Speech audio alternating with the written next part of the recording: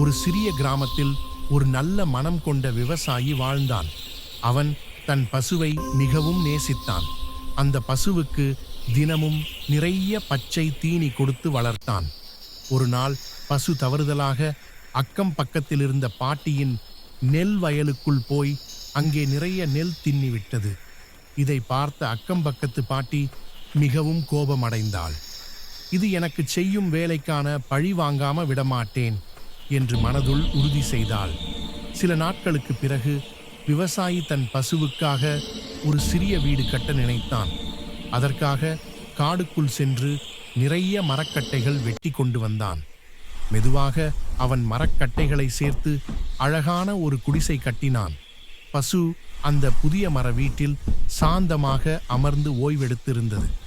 அந்த சமயத்தில் விவசாயி மறுபடியும் காடுக்குள் மரம் எடுக்கச் சென்றான்.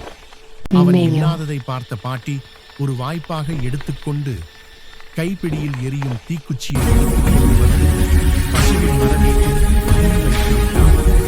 அந்த வீட்டில் இருந்த பசு கத்திக்கொண்டே தீயில் சிக்கி உருவாடிக் கொண்டிருந்தது. இதை அறிந்த விவசாயி ஓடி வந்து தண்ணீர் ஊற்றி தீயை அணைக்க முயன்றான். ஆனால் தீயின் கொழுந்து அதிகமாகிவிட்டது.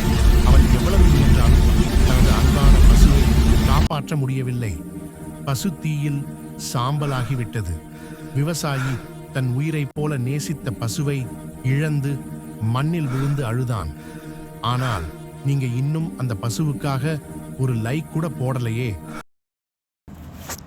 கைஸ், இந்த வீடியோ உங்களுக்கு பிடிச்சிருந்ததா? இது நாங்கள் ஏஐயில் கிரியேட் பண்ணி போட்டிருக்கோம். இந்த மாதிரி வீடியோ இன்னும் நிறைய வேணும் அப்படின்னா நீங்கள் என்ன மாதிரி வீடியோ போடலாம் அதுக்கான டைட்டில் நீங்கள் எங்களுக்கு ரெஃபர் பண்ணுங்கள். எங்கள் சேனலை சப்ஸ்கிரைப் பண்ணிவிட்டு லைக் பண்ணிவிட்டு ஷேர் பண்ணிவிட்டு எங்களுக்கு பொது டைட்டில் சொல்லுங்கள். அந்த டைட்டில் சொல்கிறவங்களோட பேரை எங்கள் ஸ்டோரியில் மெயின் கேரக்டருக்கு நாங்கள் வைப்போம்.